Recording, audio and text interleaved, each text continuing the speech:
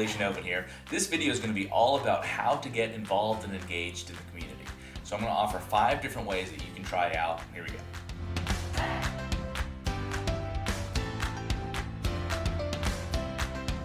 We always talk about the community, but really there isn't one community. There's hundreds and hundreds of them.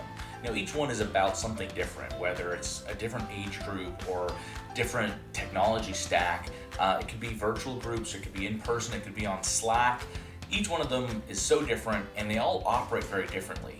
But at the same time, they all have general needs and general ways where you can be a part of them.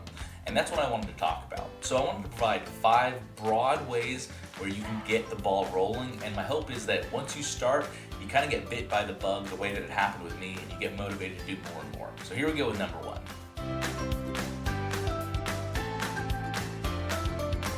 I can't overstate how fun it can be to be inside a classroom and working with students and just talking about technology with them. And that applies whether they are in elementary school, middle school, high school, college, or boot camps. It's just a really rewarding experience. Now, there's a program called Hour of Code, and it's an annual program where they try to get kids to just code for an hour.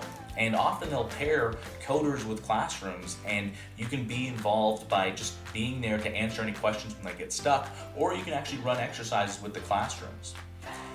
Now, you don't always have to wait for Hour of Code to roll around either. You can reach out to schools and tell them that you are a professional software developer and you'd like to get paired with a teacher so that you can run an exercise in the classroom. And when it comes to running those exercises, personally, I prefer to actually put technology aside. I think that while it's great that classrooms have Chromebooks or they'll have those programming toys where kids learn how to code using them, I also find that it can actually be a distraction. And so I prefer to run exercises that engage everybody. And one of the things that I like to do is take a techless approach. And I have a bunch of articles that I've written about techless teaching, which you should check out. But it's just a really rewarding way to get kids involved. And one thing I did recently was actually use a bunch of string, and I had 20 different pieces of string cut to different lengths, and I used that to teach about algorithms and do a sorting exercise with the classroom. And it was a bunch of first graders that really enjoyed it, and at the end they even wanted to keep the strings that I handed out. So that's a good way to get involved. It's really fun, really rewarding, so check it out.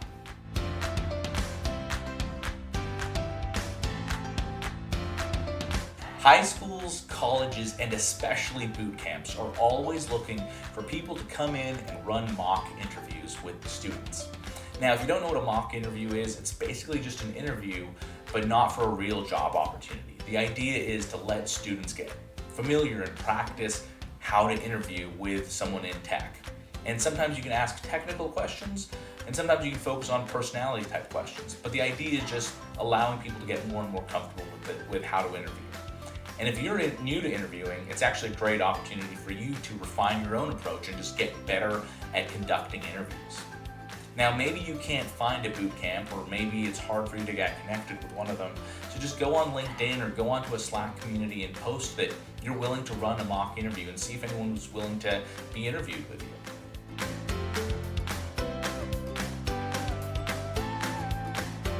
Similarly to mock interviewing, see if anyone out there wants to just pair program with you. Pair programming is a really great opportunity to learn from one another. It's an opportunity for you to focus on how to communicate different concepts and how to explain how you problem solve.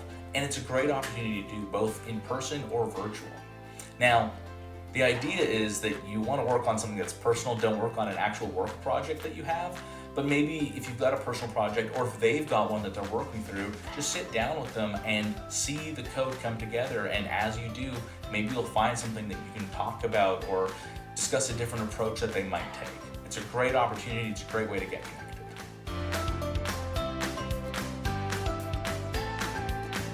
I absolutely love mentoring. I think that mentorships can be invaluable to both the mentor and the mentee.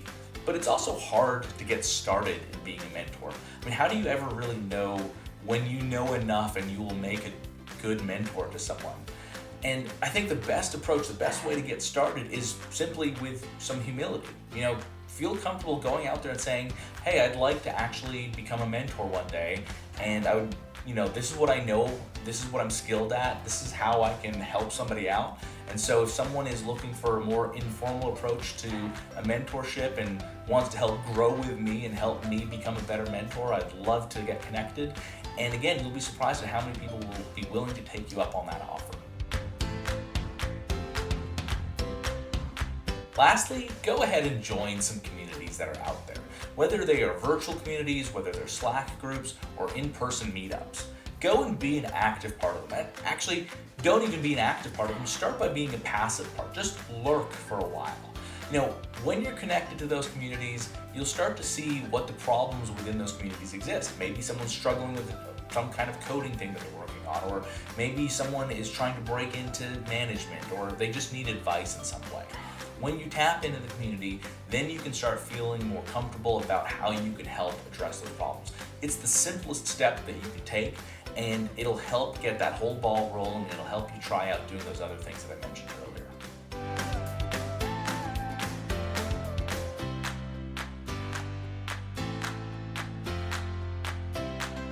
So that's it. I hope you found this helpful. Feel free to reach out to me if you ever have any questions, or anyone else that's out there in the community, because the truth is, anyone who says that they are involved in the community will never turn you down, will never say no to someone who asks them for questions. It's basically what it means to be in the community, and they'll engage right back with you. So that's it for me. Thanks a lot.